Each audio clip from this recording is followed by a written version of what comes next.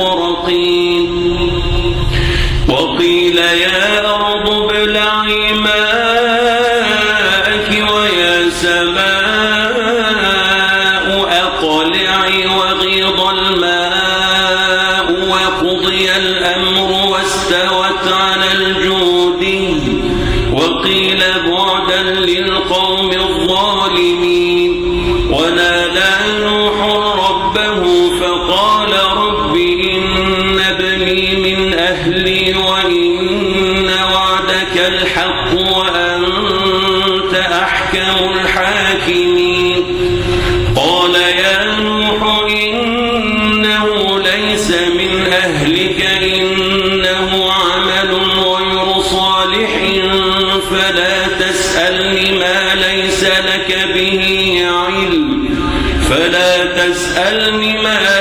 لك به علم إني أعظك أن تكون من الجاهلين. قال رب إني أعوذ بك أن أسألك ما ليس لي به علم وإلا تغفر لي وترحمني أكن من الخاسرين. قيل يا نوح اهبط بسلام منا وبركات عليك وعلى ممن معك وأمم سنمتعهم ثم يمسهم منا عذاب أليم. تلك من أنباء الغيب نوحيها إليك ما كنت تعلمها أنت ولا قومك من قبل هذا فاصبر إن العاقبة للمتقين. وإلى عاد أخاهم هودا قال يا قوم اعبدوا الله ما لكم من إله غيره إن أنتم إلا مفترون. يا قوم لا أسألكم عليه أجرا إن أجري إلا على الذي فطرني أفلا تعقلون. ويا قوم استغفروا ربكم ثم توبوا إليه يرسل السماء عليكم مدرارا ويزدكم قوة إلى قوتكم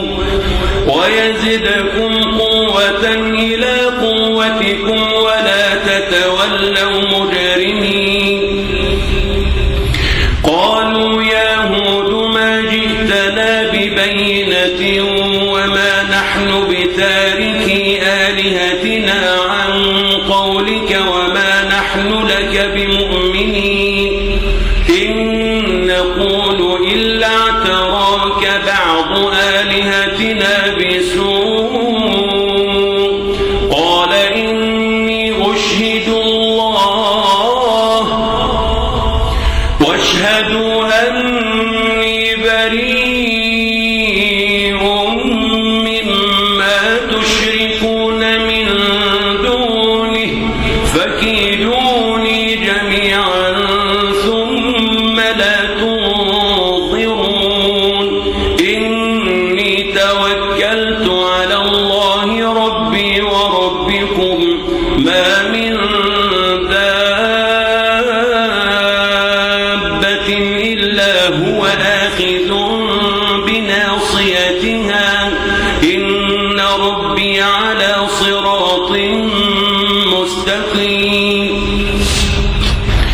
فإن تولوا فقد أبلغتكم ما أرسلت به إليكم ويستخلف ربي قوما غيركم ولا تضرونه شيئا إن ربي على كل شيء حفيظ. ولما جاء أمرنا نجينا هودا والذين آمنوا معه برحمة منا نجيناه هودا والذين آمنوا معه برحمة منا ونجيناهم من عذاب غليظ. وتلك عاد جحدوا بآيات ربهم وعصوا رسله واتبعوا أمر كل جبار عنيد. وأتبعوا في هذه الدنيا لعنة ويوم القيامة ألا إن عادا كفروا ربهم ألا بعدا لعاد قوم هود.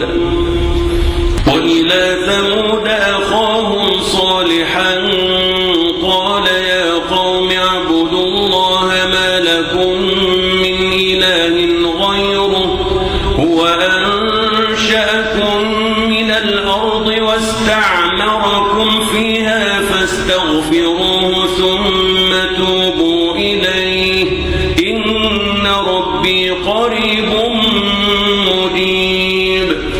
قالوا يا صالح قد كنت فينا مرجوا قبل هذا أتنهانا أن نعبد ما يعبد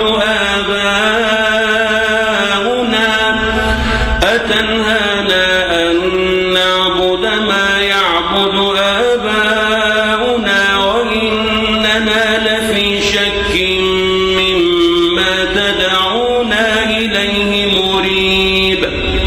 قال يا قوم أرأيتم إن كنت على بينة من ربي وآتاني منه رحمة فمن ينصرني من الله إن عصيته فما تزيدونني غير تخسير. ويا قوم هذه ناقة الله لكم آية فذروها تأكل في أرض الله ولا تمسوها بسوء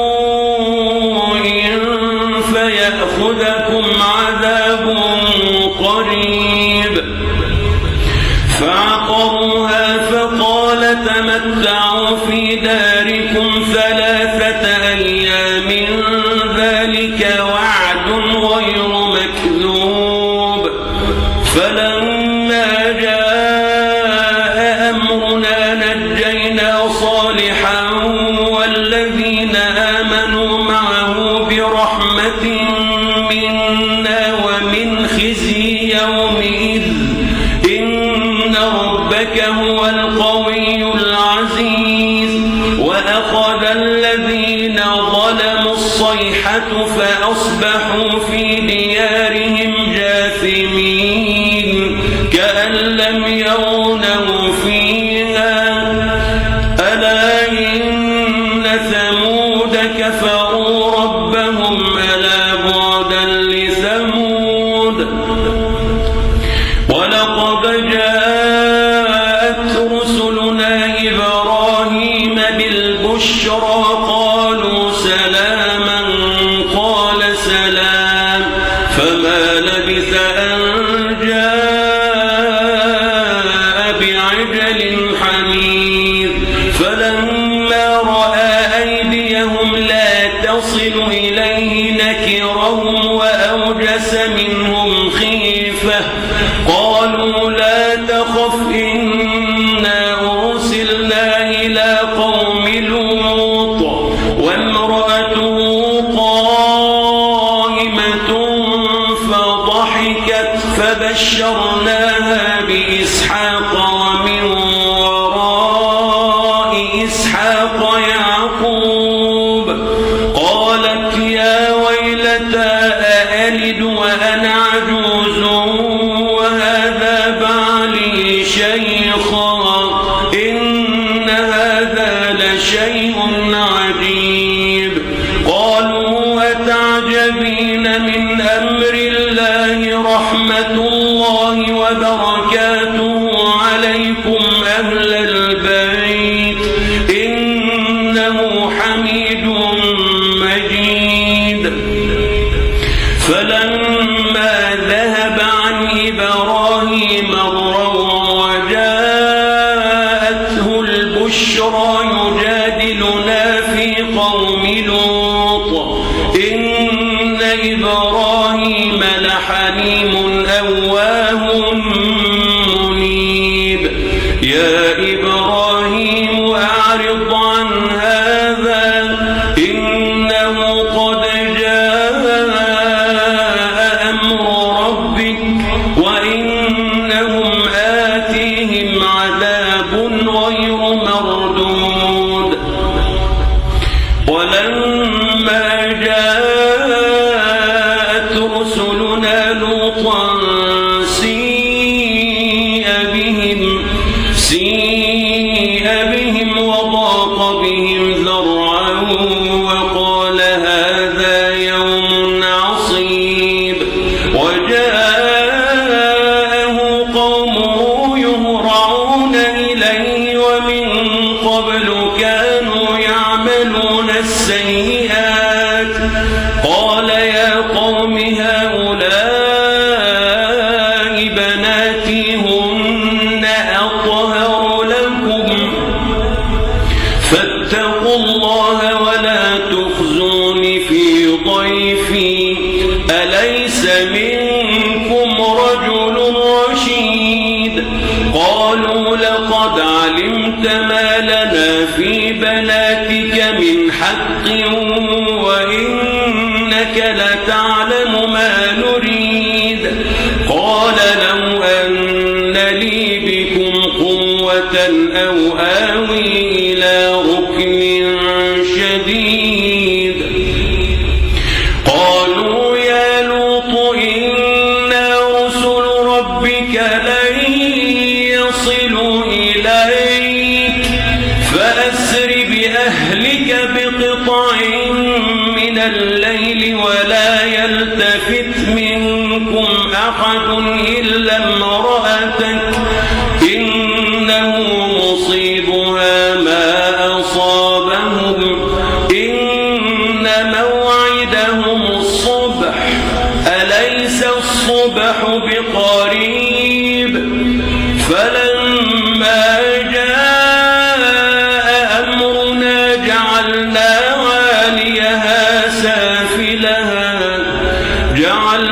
عاليها سافلها وأمطرنا عليها حجارة من سجيل منضود مسومة عند ربك وما هي من الظالمين ببعيد.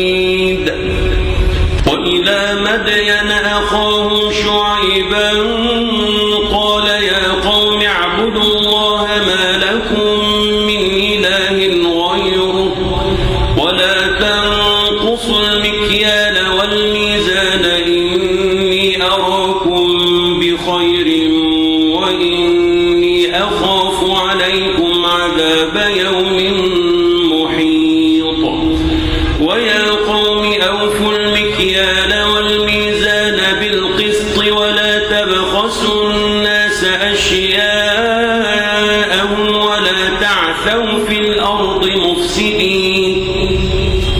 بقية الله خير لكم إن كنتم مؤمنين وما أنا عليكم بحفيظ. قالوا يا شعيب أصلاتك تأمرك أن نترك ما يعبد آباؤنا أو أن نفعل في أموالنا ما نشاء إنك لأنت الحليم الرشيد.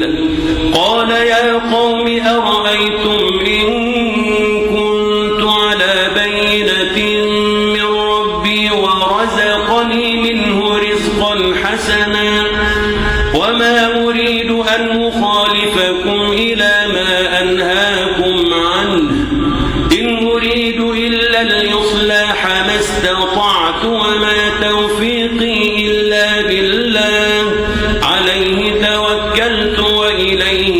مريب ويا قوم لا يجرمنكم شقاقي أن يصيبكم مثل ما أصاب قوم نوح أو قوم هود أو قوم صالح وما قوم لوط منكم ببعيد واستغفروا ربكم ثم توبوا إليه إن ربي رحيم ودود قالوا يا شعيب ما نفقه كثيرا مما تقول وإنا لنراك فينا ضعيفا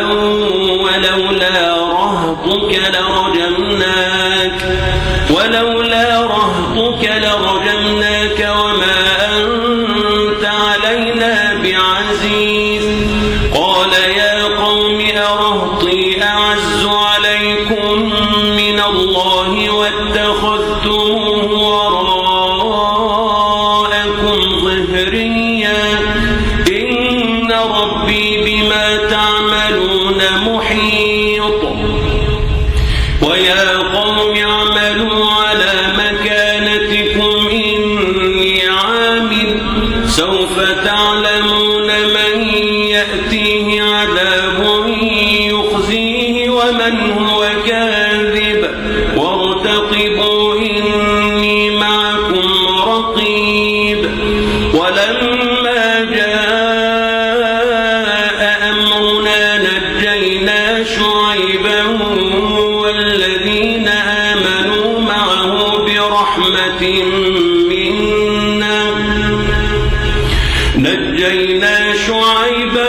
والذين آمنوا معه برحمة منا وأخذت الذين ظلموا الصيحة فأصبحوا في ديارهم جاثمين كأن لم يغنوا فيها ألا بعدا لمدين كما بعدت ثمود ولقد أرسلنا موسى بآياتنا وسلطان مبين إلى فرعون وملئه فاتبعوا أمر فرعون وما أمر فرعون برشيد يقدم قومه يوم القيامة فأوردهم النار وبئس الورد المورود وأتبعوا في هذه لعنة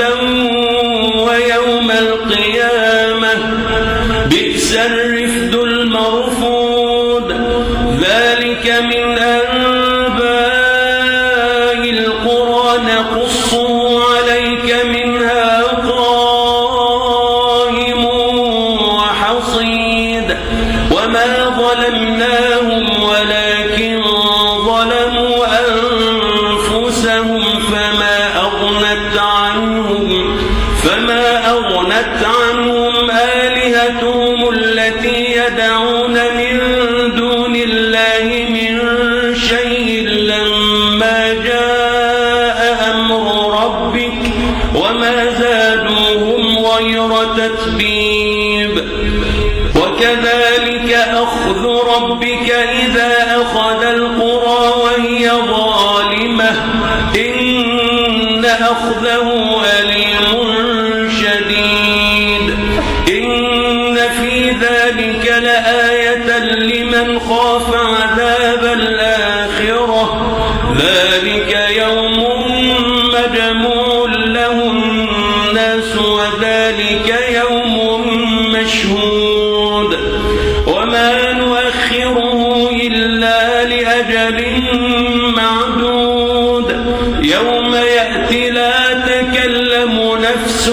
إلا بإذنه فمنهم شقي وسعيد فأما الذين شقوا ففي النار لهم فيها زفير وشهيق خالدين فيها ما دامت السماوات والأرض إلا ما شاء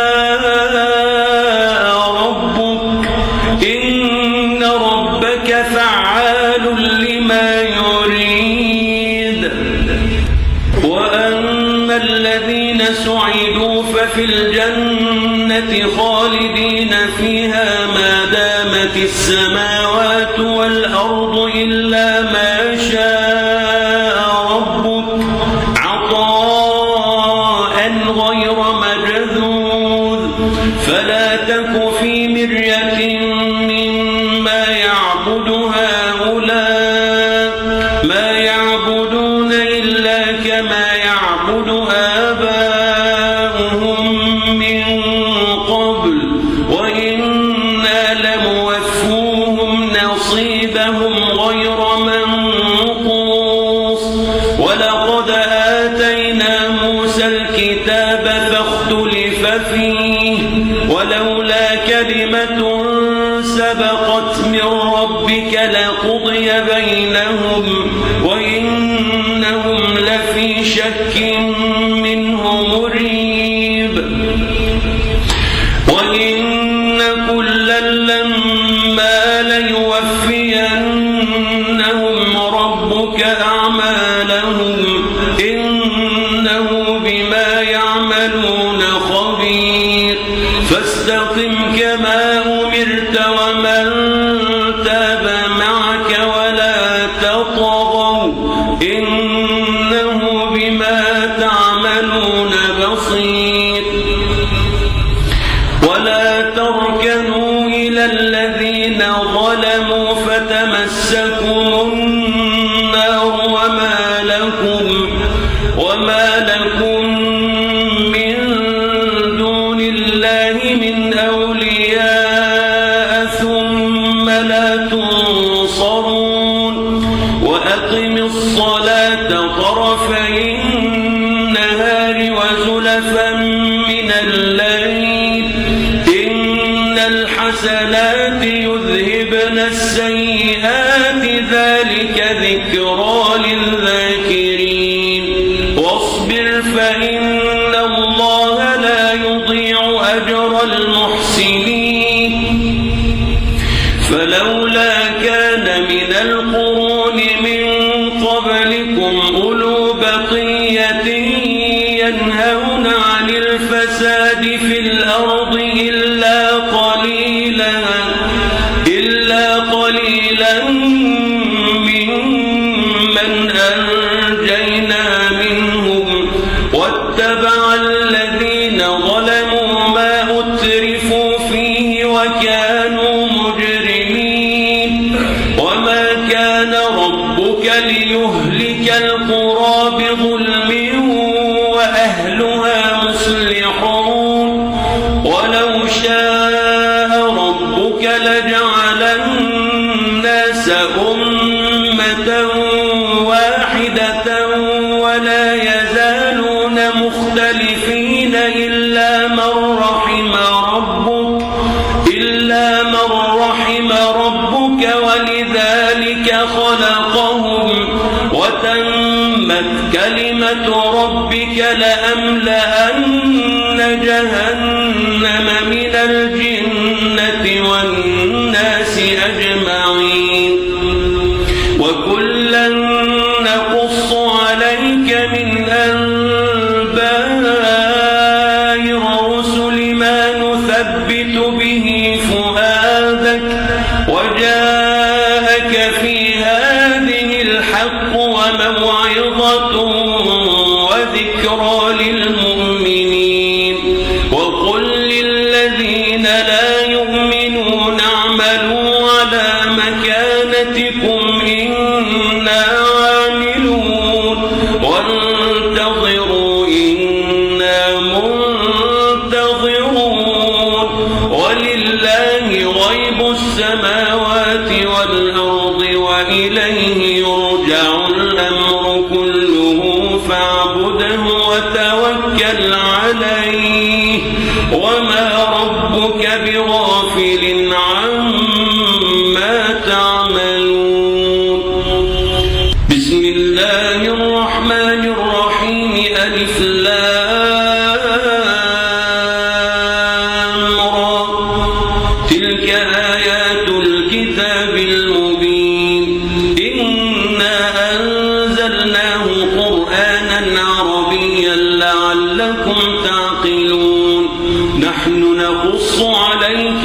أحسن القصص بما أوحينا إليك هذا القرآن وإن كنت من قبله لمن الغافلين إذ قال يوسف لأبيه يا أبت إني رأيت 11 كوكبا والشمس والقمر رأيتهم لي ساجدين قال يا بني لا تقصص رؤياك على إخوتك فيكيدوا لك كيدا إن الشيطان للإنسان عدو مبين وكذلك يجتبيك ربك ويعلمك من تأويل الأحاديث ويتم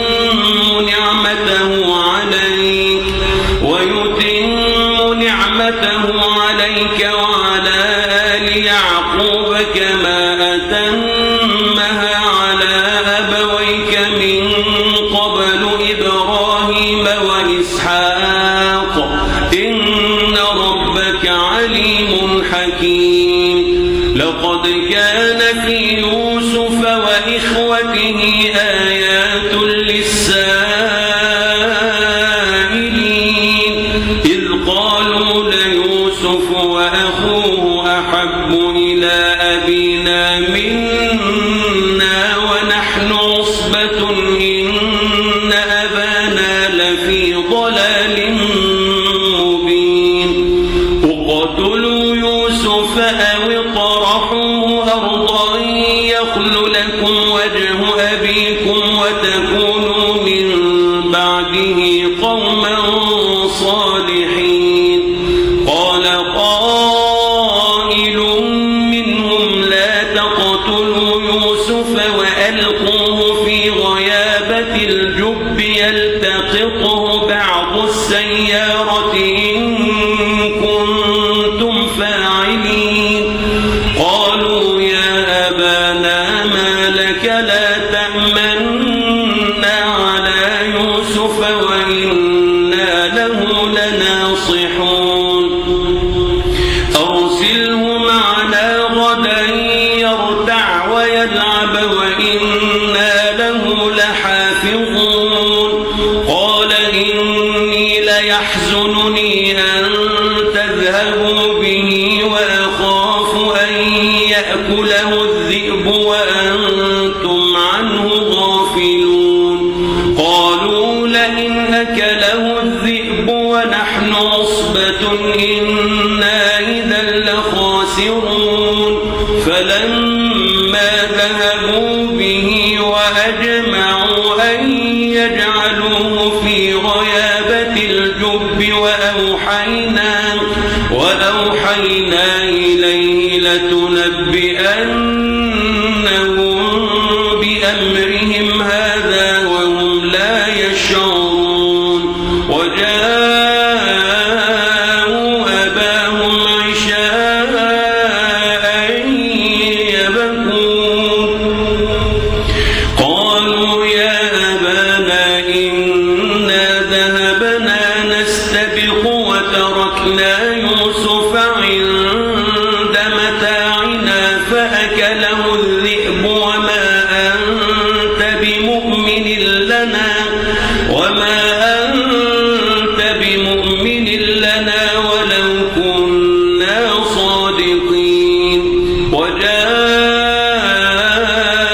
على قميصه بدم كذب قال بل سولت لكم أنفسكم أمرا فصبر جميل والله المستعان على ما تصفون وجاءت سيارة فأرسلوا واردهم فأدلى دلوه قال يا بشرى هذا غلام وأسروه بضاعة والله عليم بما يعملون وشروه بثمن بخس دراهم معدودة وكانوا فيه من الزهد اشتراه من مصر لامرأته أكرمي مثواه عسى أن ينفعنا أو نتخذه ولدا وكذلك مكنا ليوسف في الأرض ولنعلمه من تأويل الأحاديث والله غالب على أمره ولكن أكثر الناس لا يعلمون ولما بلغ أشده آتيناه حكما وعلما وكذلك نجزي المحسنين وراودته التي هو في بيتها عن نفسه وغلقت الأبواب وقالت هيت لك قال معاذ الله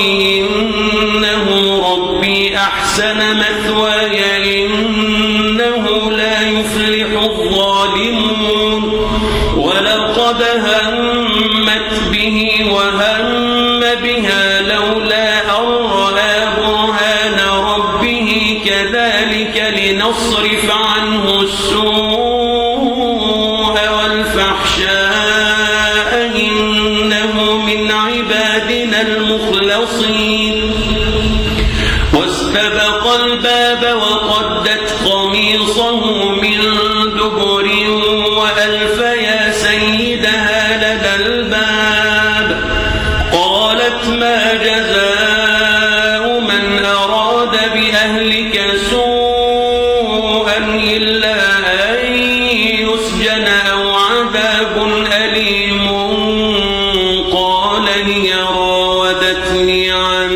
نفسي وشهد شاهد من أهلها إن كان قميصه قد من قبل فصدقت وهو من الكاذبين وإن كان قميصه قد من دبر فكذبت وهو من الصادقين فلما رأى قميصه قد من دبر قال إنه من كيدكن إن كيدكن عظيم يوسف أعرض عن هذا واستغفري لذنبك إنك كنت من الخاطئين وقال نسوة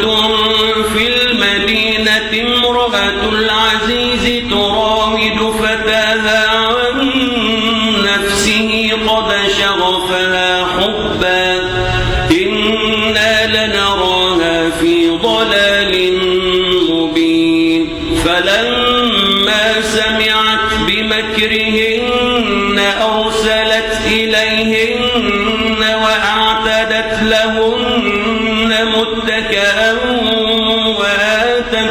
وآتت كل واحدة منهن سكينا وقالت اخرج عليهن فلما رأينه أكبرنه وقطعن أيديهن وقلن حاش لله ما هذا بشرا إن هذا إلا ملك كريم قالت فذلكن الذي لمتنني فيه ولقد راودته عن نفسه فاستعصم ولئن لم يفعل ما آمره ليسجنن وليكونن من الصاغرين قال رب السجن أحب إلي مما يدعونني إليه وإلا تصرف عني كيدهن أصب إليهن وأكن من الجاهلين فاستجاب له ربه فصرف عنه كيدهن إنه هو السميع العليم. وقيل يا أرض ابلعي ماءها